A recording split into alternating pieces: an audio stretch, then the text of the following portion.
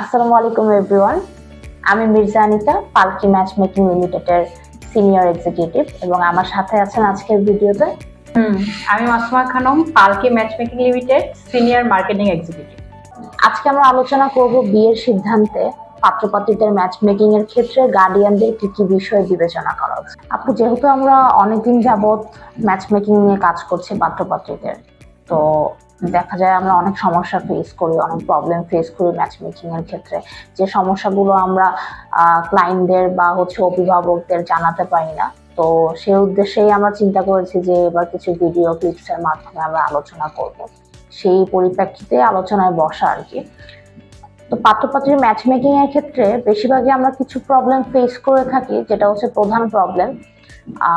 পাত্রপাত্রী match making হচ্ছে, family বা meet up হচ্ছে, সেই সময় দেখা যায় যে মা বাবা পছন্দ করেছে কোনো পাত্রকে বা পাত্রীকে তার সন্তানের জন্য, পছন্দ করার পরেও হচ্ছে মিট আপ হয়েছে, অনেক বিষয় এগিয়ে গিয়েছে, তারপরে হচ্ছে যে পাত্রপাত্রী রয়েছে, তাদের দ্বিমত থাকে বা তারা তাদের মনের যে ইচ্ছাটা, পছন্দটা, সেটা বহিঃপ্রকাশ করতে পারে না গার্ডিয়ানদের, বা হচ্ছে গার্ডিয়ানরাও পছন্দ করার পরেও বা পাত্রপাত্রী পছন্দ করার পরেও দেখা যায় গার্ডিয়ানদের পছন্দ হচ্ছে না সেই পাত্র বা পাত্রীকে, যাকে পাত্রপাত্রী বিয়ে করতে চাচ্ছে।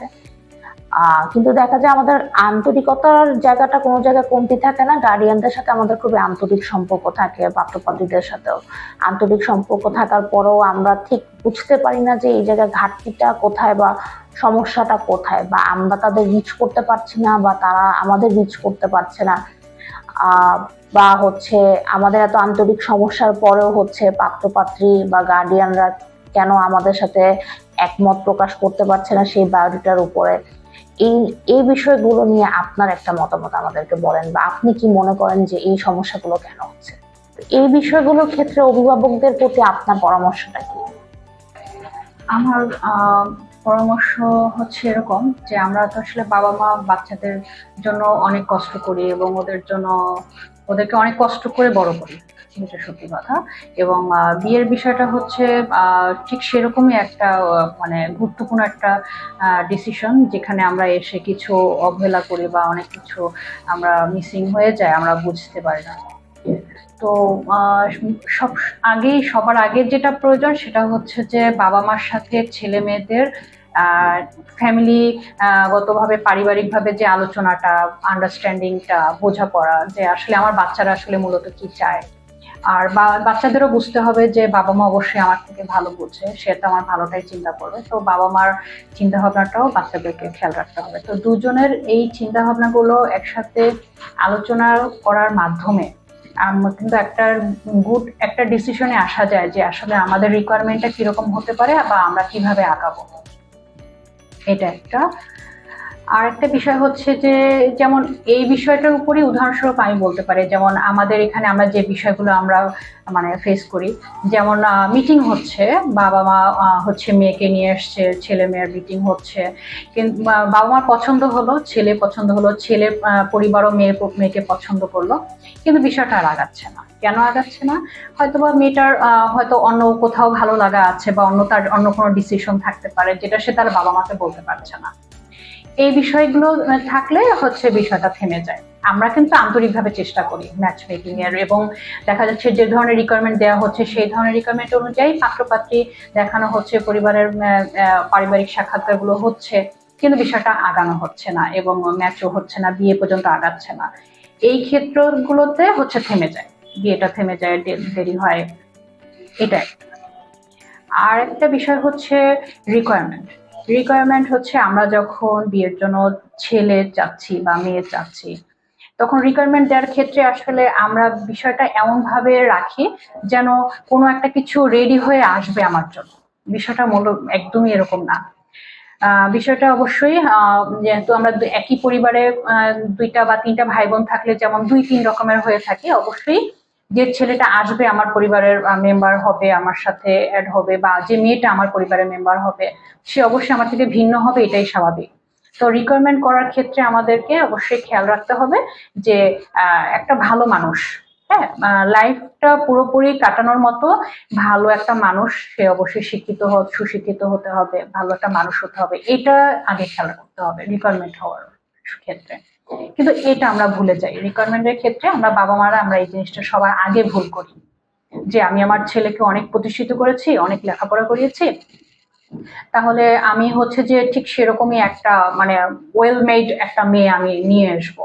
কিন্তু আসলে আসলে কারো কি মানে এরকম কি কোনো ক্ষমতা আছে? এরকম না, এটা কখনোই না। এটা সম্পূর্ণটাই আন্ডারস্ট্যান্ডিং এর মাধ্যমে, বাচ্চাদের সাথে আলোচনার মাধ্যমে এবং সামনাসামনি ওভাবে দেখে বুঝে কিছু স্যাক্রিফাইস করে, কিছু ম্যাচ করে, এইভাবে হচ্ছে যে যদি আমরা আগাই তাহলে হচ্ছে খুব দ্রুত ম্যাচ হওয়া সম্ভব। এটা একটা।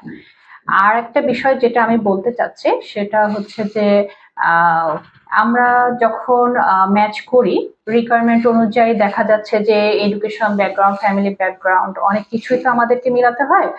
তো অনেকে হচ্ছে যে সবকিছুই মিলে যাচ্ছে কিন্তু ছবি দেখে নেগেটিভ করে দিচ্ছে, যে না এটা হচ্ছে না, না এটা হবে না, বা এটা ভালো লাগছে না, এরকম।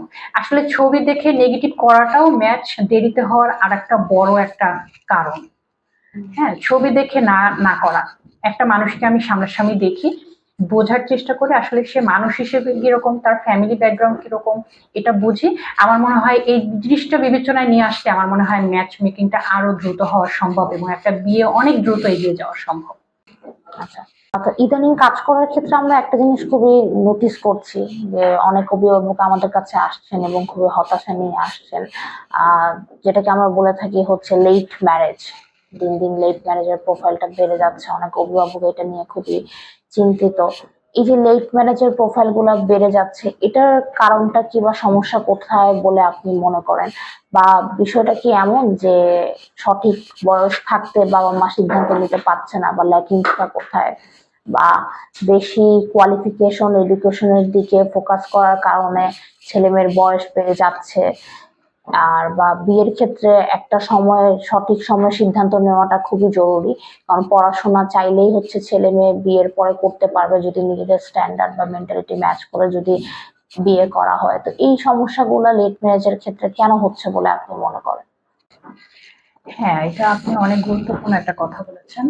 এখন হচ্ছে ইদানিং বিশেষ করে এই ধরনের অনেকগুলো কল আমরা রিসিভ করছি, যে বাবার সাথে কথা বলছি যে এরকম একটু আমার তো আসলে মেয়ের অনেক বয়স হয়ে গিয়েছে, কিন্তু এরকম কি ম্যাচ করে আপনারা দিতে পারবেন? তখন আমরা জিজ্ঞাসা করি যে মেয়ের এইজ কিরকম বা ডেট অফ বার্থ। তখন দেখি যে হয়তো মেয়ের ডেট অফ বার্থ অনুযায়ী তার এজ হয়ে যাচ্ছে 34, 37, 35 এরকম। তো তখন আসলে বিষয় এই বিষয়গুলো অনেকগুলোই আসছে, মানে রিসেন্ট অনেক আসতেছে। তো এইটা থেকে হচ্ছে যে বাবা মার সাথে কথা বলে আমরা যেটা বুঝতে পারি যে কেন দেরি হলো, আমরা তো করি যে কেন দেরি হলো বা এতদিন কেন করেননি। তখন হচ্ছে যে বাবা মা আমাদের সাথে যেটা শেয়ার করে যে লেখাপড়া, আর এখন তো ছেলে মেয়ে উভয় সমান সমান লেখাপড়া করে সামনে এগিয়ে যাচ্ছে, প্রতিষ্ঠিত হচ্ছে। কিন্তু আসলে সবকিছুর একটা সঠিক সময় থাকে, এটা আমাদেরকে সবাইকেই মানতে হবে, সেটা ছেলেদের ক্ষেত্রে হোক আর মেয়েদের ক্ষেত্রে হোক। আমরা চাইলে কিন্তু লেখাপড়াটা যদি কন্টিনিউ করার ইচ্ছে থাকে বা আমরা চাই যে এটা আমরা সামনে এগিয়ে নিয়ে যাবো, সেক্ষেত্রে এটা বিয়ের পরও সম্ভব। কিন্তু যে বিয়ের যে একটা টাইম, এটা কিন্তু পার হয়ে গেলে দেখা যাচ্ছে যে আমাদের পছন্দ মতো বা আমাদের সাথে ম্যাচ করে মানে আসলে ওইভাবে সম্ভব না, মানে প্রপার যে ম্যাচটা এটা সম্ভব না। যেমন হচ্ছে যখন 36 বা 37 একটা পাত্রী আমাদের কাছে আছে, আর মানে আসে রিকোয়ারমেন্ট দেয় যে পাত্র লাগবে, আসলে কি 40 তার সাথে সামঞ্জস্য রেখে 40-44 এর পাত্র কি পাওয়া সম্ভব? আনম্যারিড পাওয়া কি আসলে সম্ভব? সম্ভব না।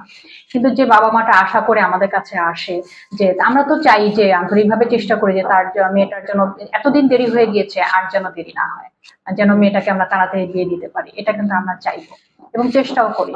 কিন্তু আসলে ওটা আবার ওইভাবে পসিবল হয় না, আর এই কারণে কিন্তু ম্যাচটা হয় না, বিয়ে হয় না, দেরি হয়।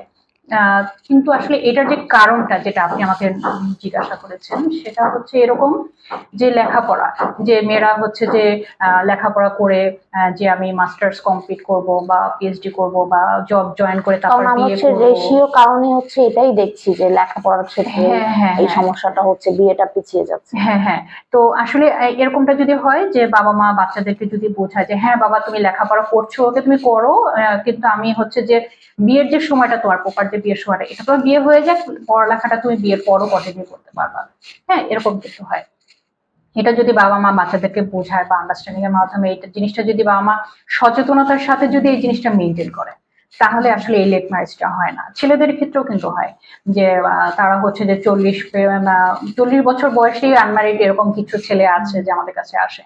তখন আসলে দেখা যাচ্ছে সে যখন চাচ্ছে যে আমি 30 বছর বা 28 বছর একটা মেয়েকে বিয়ে করব, তখন কি আসলে সেই 40 বছর ছেলেটার সাথে 28 বছর 27 বছরের মেয়েটাকে বিয়ে করবে কখনো?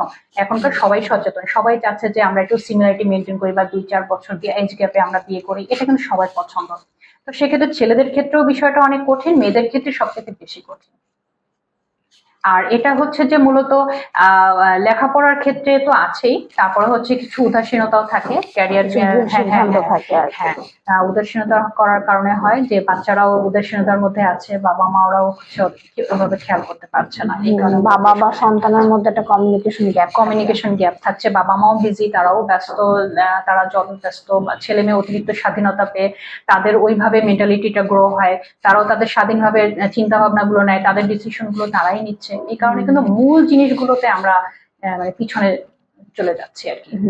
বা এই যে আরেকটা কনফিডেন্স থাকে যে আমি একজন প্রতিষ্ঠিত বাবা বা আমরা প্রতিষ্ঠিত অভিভাবক, বা আমার ছেলে মেয়ের বিয়ের ক্ষেত্রে সময় হলে কোনো সমস্যাই হবে না, চাইলেই বিয়ে দিয়ে যাবে। হ্যাঁ হ্যাঁ হ্যাঁ, এরকম একটা ভুল ধারণা, একটা ভুল এটা ধারণা একটা থাকে। কিন্তু আসলে একটা ভুল ধারণা। কারণ কি, আমার মেয়েটা সে হচ্ছে যে যতই প্রতিষ্ঠিত হোক না কেন, সে যখন 35 আপ হয়ে যায়, তখন কি আসলে আমার মেয়ের যে প্রতিষ্ঠিত যে বা যে তার ক্যারিয়ার ওই অনুযায়ী ম্যাচ করে আমি যখন একটা ছেলে চাইবো, আসলে কি সেই ছেলেটা আমার মেয়ের জন্য সে এখন আনম্যারিড বসে থাকবে? কখনোই না। তো সেক্ষেত্রে কিন্তু আমার মেয়ের জন্য যোগ্য পাত্র আমি পাবো না।